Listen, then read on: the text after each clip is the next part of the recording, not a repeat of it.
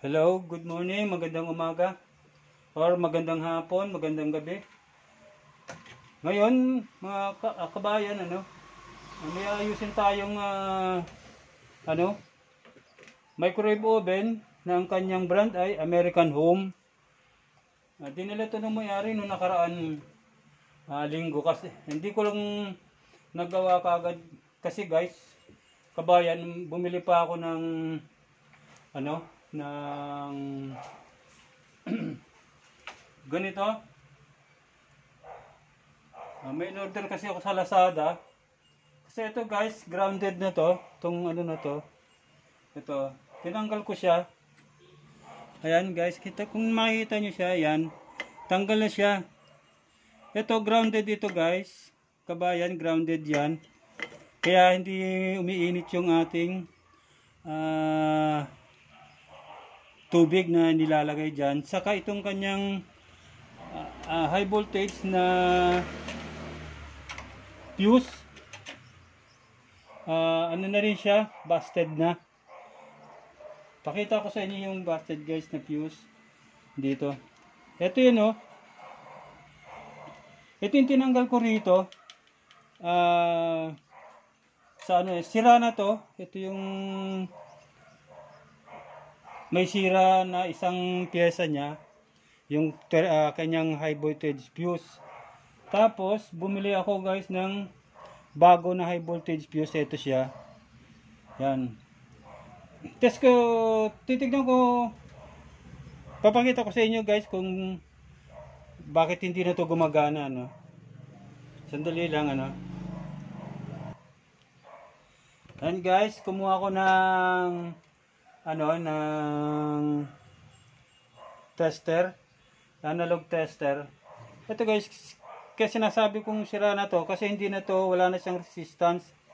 Ayan dapat guys gumalaw itong kanyang minutero dito, o kaya itong kanyang pointer, dapat gumalaw yan, ganito. Yan, tingnan nyo, wala na siya kabayan. Ito, sira na.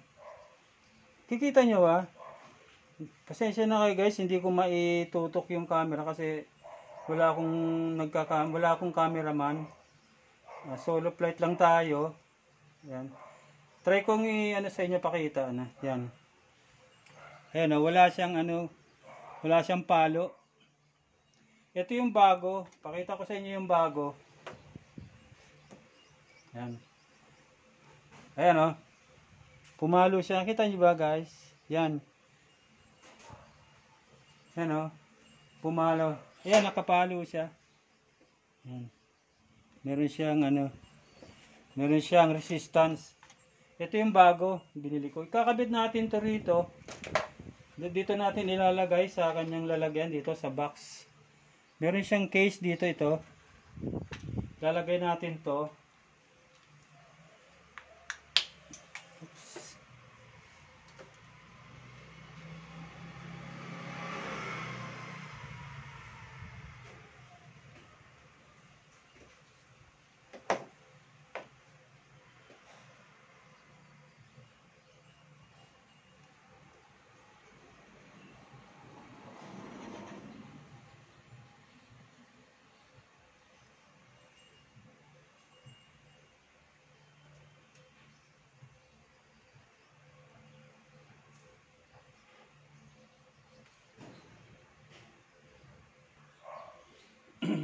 And guys, nilagay ko na tong fuse dito sa box niya. Yan, kita nyo. Ilalagay ko na siya rito. Papasok ko siya rito.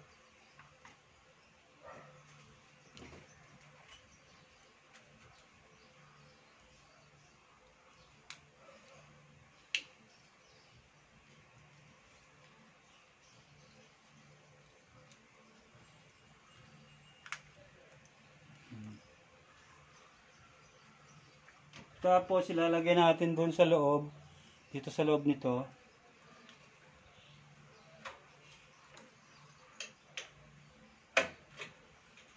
Yan.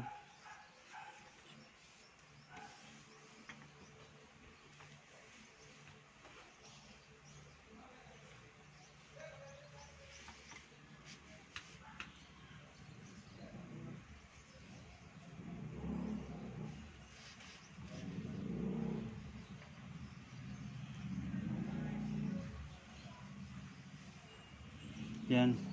Ito nandito na siya guys. Ito yung kanyang capacitor.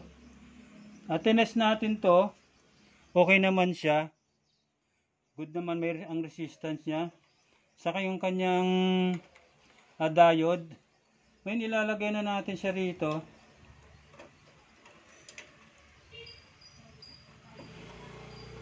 Pag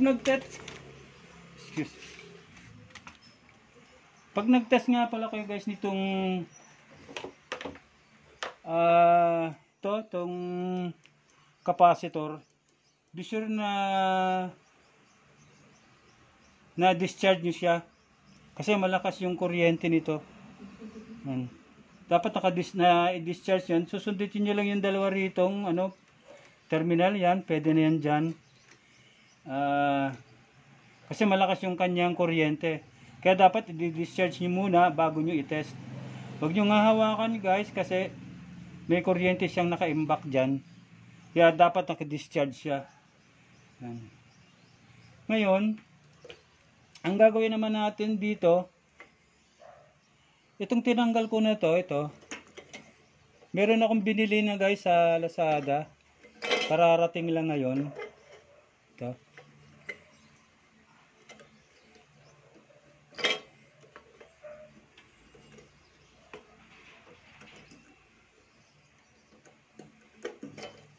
Ang tawag dito ng socket. Ito. Socket. May ang nito guys, grounded siya.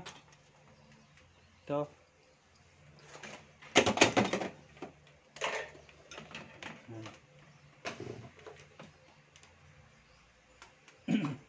Dapat guys, pag chinek natin, inano natin to, hindi siya,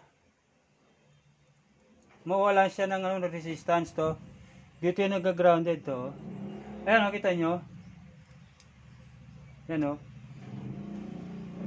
Isa lang naman yung grounded, pero hindi na pwede kasi dapat talaga palitanin, Yan. Hindi katulad dito guys, yung binili ko sa Lazada.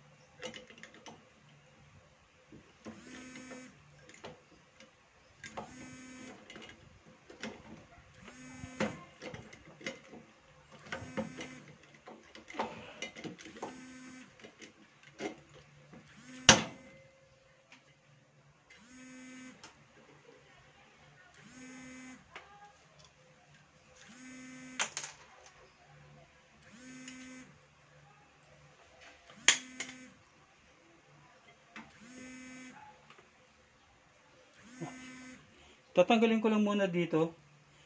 Kasi mahihirapan ako maglagay ng rivet, ano. Yan guys, nire-rivet ko na siya to. Para maibalik na natin siya sa dati, no. Ganito lang guys yung pagkabit niyan, madali lang naman. I-rivet nyo lang siya dito, yung apat na to. Yan, butas. Yung apat siya na butas.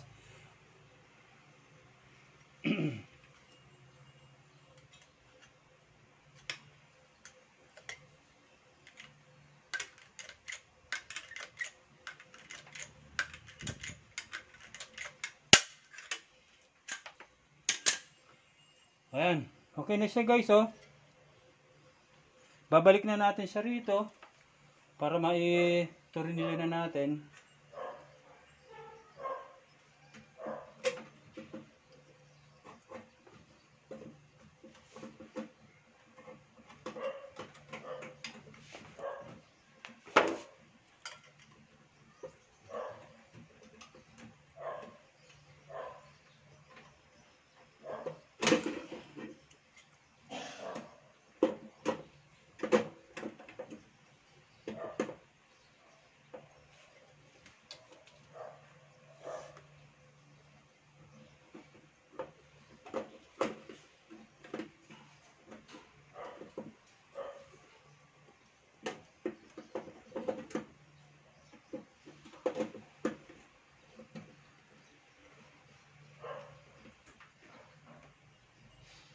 Ay.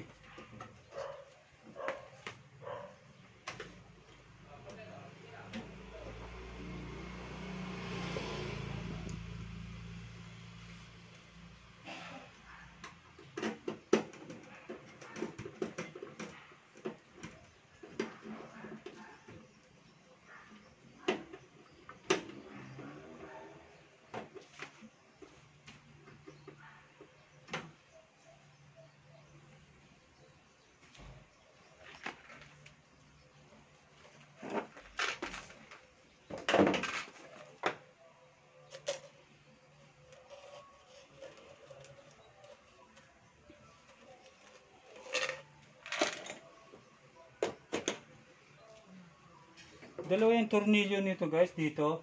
Ito, bubukan nyo lang to. Tanggalin nyo to. Yan, tornilyo na to. Kita nyo ba guys? Kabayan yan. Ito. Kasi nasa gabal to. Pag hindi mo to tinanggal, hindi mo ilalagay yung isang tornilyo.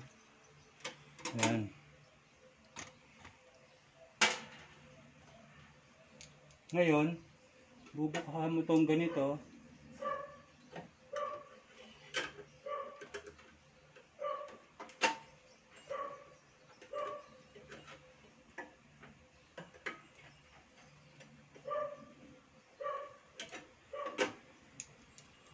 Magnet kasi yan, ha.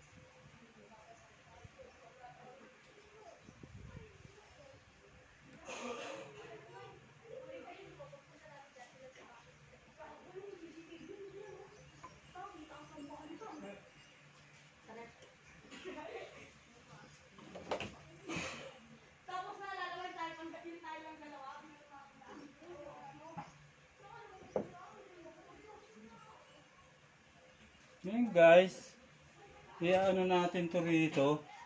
Sosolda natin. Yan, sosolda natin siya rito sa ano na to, dalawang itong nakalausli na to. Yan. Itong wire na to isosolda natin dito. Kabilaan yan. Ano?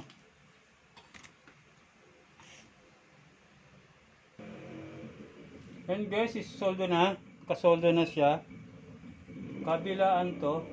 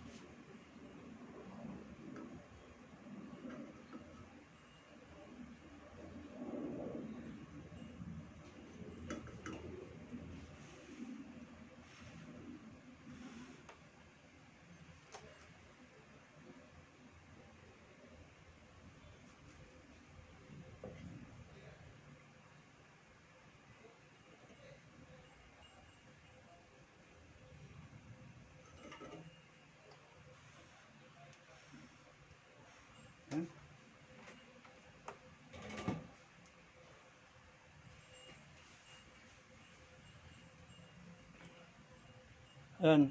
Ngayon guys, itetest natin siya kung okay na, kung hindi na siya grounded. Ano. Katulad kanina guys, ano natin to.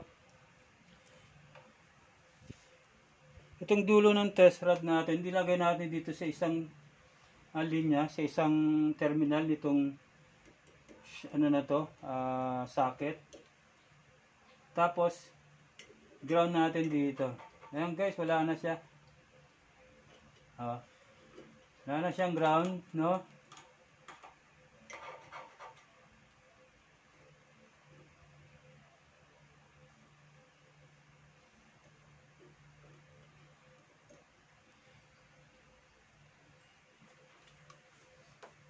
Talaga.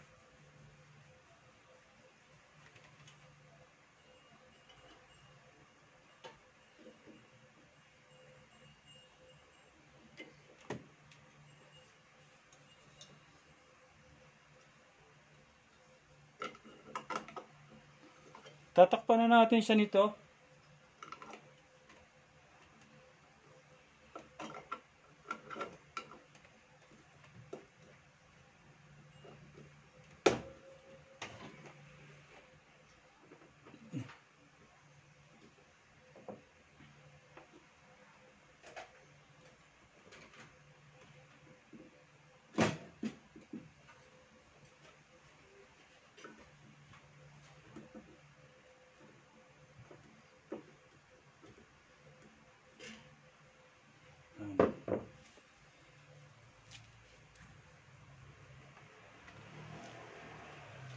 Ngayon guys, nakabit ko na lahat, ano? Nakabit ko na yung kanyang fuse. Yung kanyang tawag nito, capacitor. Wala namang sigurong problema. Tetestingin natin guys kung mayroon pang problemang iba. Sana wala na.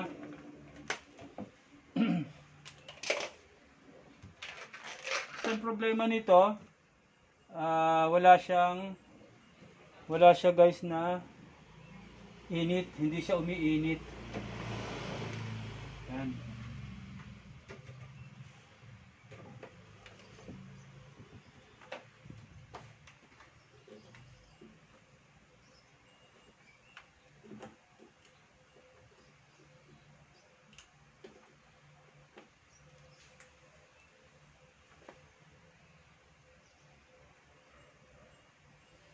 Tatakpan muna natin siya.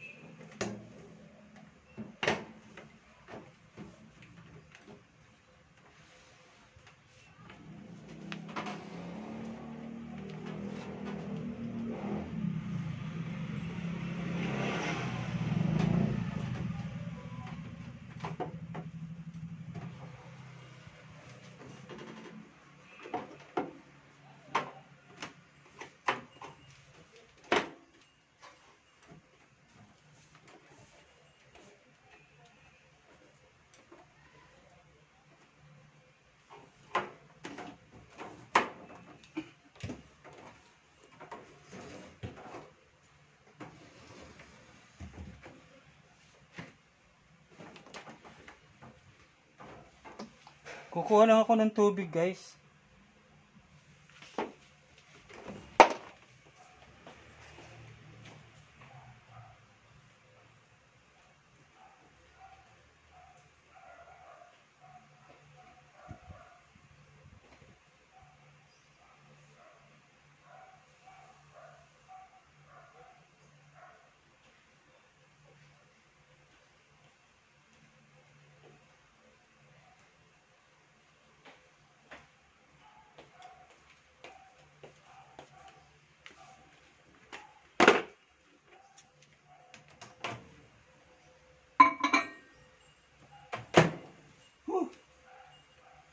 Yo.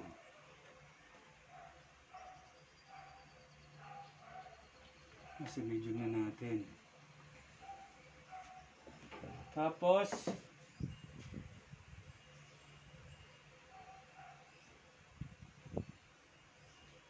saksak.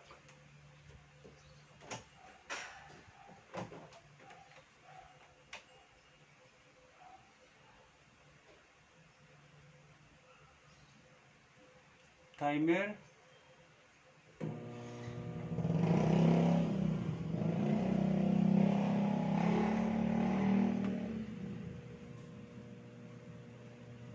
Walang ilaw.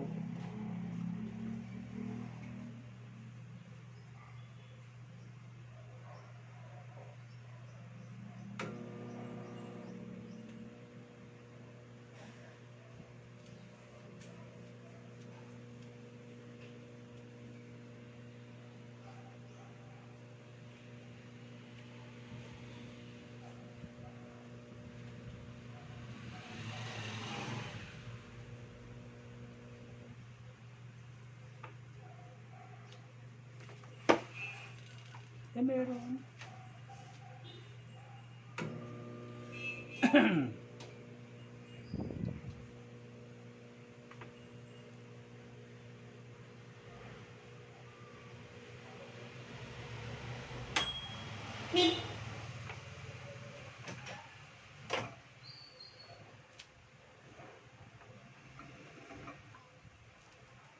Ayun. Okay guys. Yun. Okay na. Tagumpay tayo guys. Mainit na siya. Yan. Oh. Yan. Okay yung ginawa natin. Thanks God. At nagawa naman natin to. Sa totoo lang guys, kabayan, pang-apat ko pa lang itong pag-repair ng ganitong klase ng microwave oven. At lahat naman yun, sa awan Diyos, gumana. Katulad dito, okay na. Wala naman naging diferensya, wala naman pumutok. At uminit naman yung ating tubig na inilagay. Ayan guys, maraming salamat po sa inyong panunood. At doon po sa hindi pa po nakapag-subscribe po sa aking YouTube channel, huwag po kayong mahiyang mag-subscribe po. At huwag niyo pong kalimutan na i-click yung notification bell para lagi po kayong updated sa mga ina-upload ko pong video. Konting kaalaman lang po ang naituturo ko sa inyo, pero mahalaga rin po iyon. Kahit konting kaalaman lang, sana po ay may natutunan kayo sa aking ginawang video na to. Maraming salamat po at hanggang sa muli. Paalam!